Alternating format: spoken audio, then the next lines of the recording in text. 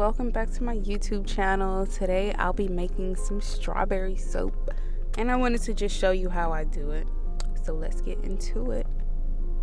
So here I just melted down a whole bunch of oils. I have things like shea butter, coconut oil, grapeseed oil. These are some of my top favorite base oils. And here I'm just here pouring it into the pitcher, all the oils, to get ready to mix it with the lye and then get to soaping.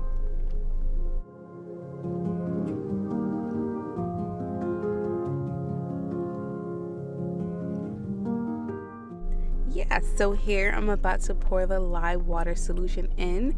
When I'm making my soaps, I try to get it to a temperature of 130 when I then start to pour. So the oils will be at 130 and the water will be at 130. And as you see here, I put the spatula on the side just so I make sure that I'm pouring in the lye water not too fast and not too harsh, just dumping it in there. You don't want to do that. You want to pour it in nice and slow so that the two chemical mixtures can slowly come together without being totally shocked. Yeah.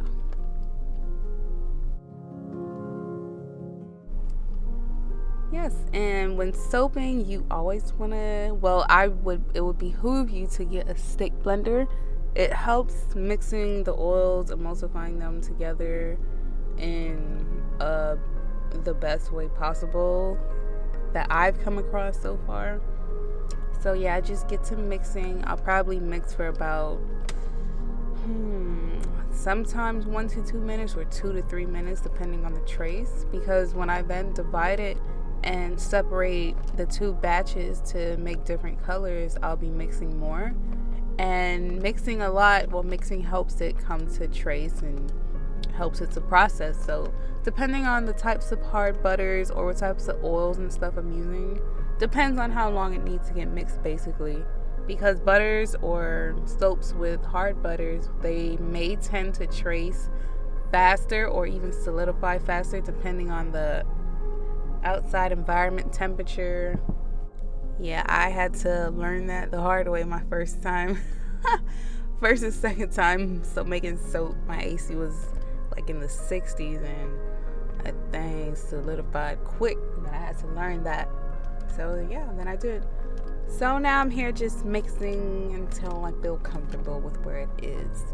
And here I'm gonna separate my two soaps into two different containers so I can color them differently. And yeah, look at the color.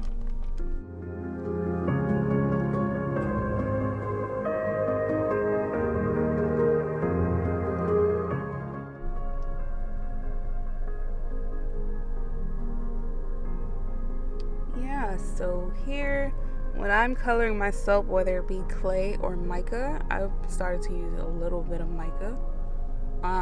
Whether it be clay or mica, I would mix it with oils just to get it at a more so a liquidy type of texture so that it kind of gets everywhere in the soap batter more easy than just throwing a powder in there. So yeah, it's just kind of more convenient, easier to mix quicker, as you can see, because I used to throw the powder in there. Then I just found out this way it's just easier and faster.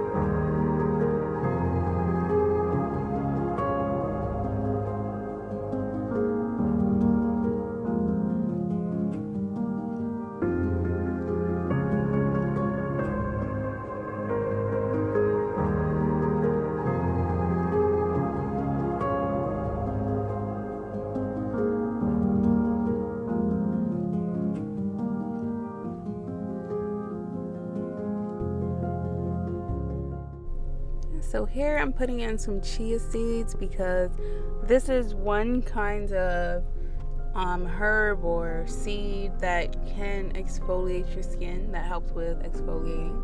So I said, let me just throw that in there because ain't that wrong with a little exfoliation here and there.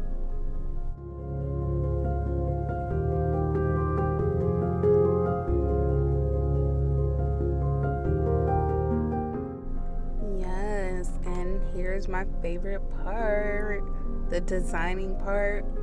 But here, I didn't really intend to make such a fancy design. I just tried this layering technique and just to see how it'll look, because you know with soaping, it's different ways and layers you can layer them, then they come out. It's like a surprise every time. They come out so beautiful, even if it's just basic. It's like a story in your soap. Yeah, but as well, you can see that I'm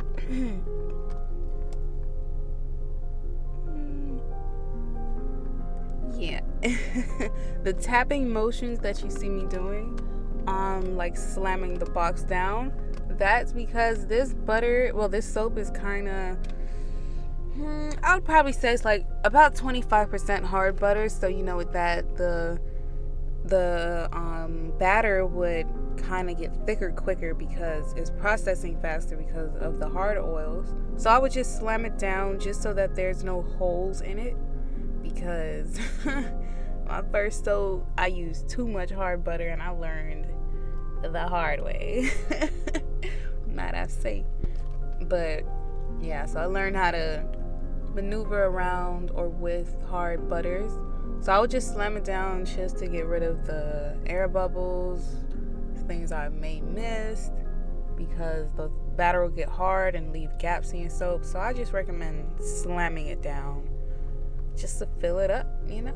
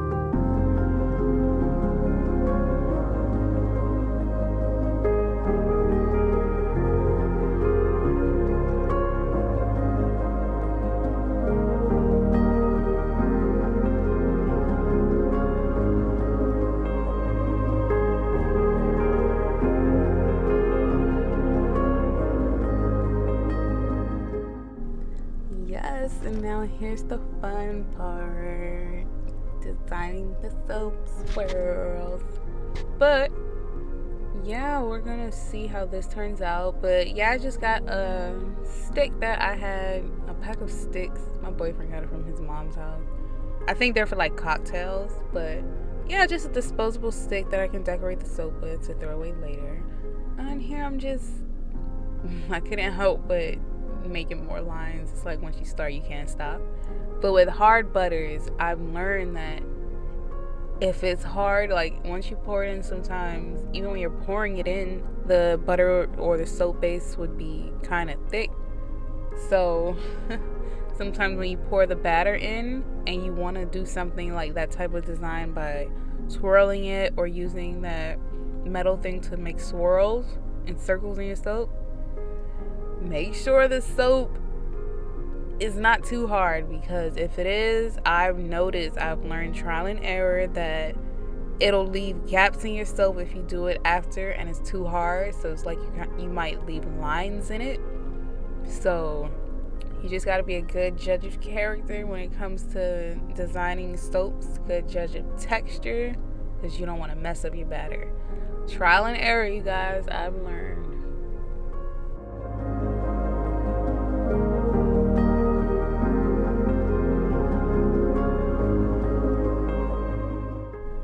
And so here I decorated the top with some rose petals that I put in my boyfriend calls it a pee-loin. I don't really know the name of it, but the little bowl thing that you put stuff in and you mash it with a little stick. So I would put the flowers in there sometimes just to grind it up and then put it on top of the soap. And the ones that didn't quite touch the soap, I'm just here using a tweezer and just putting it inside of the batter because you don't want to waste no petals. They're too valuable. And yeah, just to make those incorporated with the soap. And here is the finished look, but of course not outside and cut. But here's the ending look of the soap mold. And I let it sit for about no more than 24 hours. Then I cut. And here's the finished product.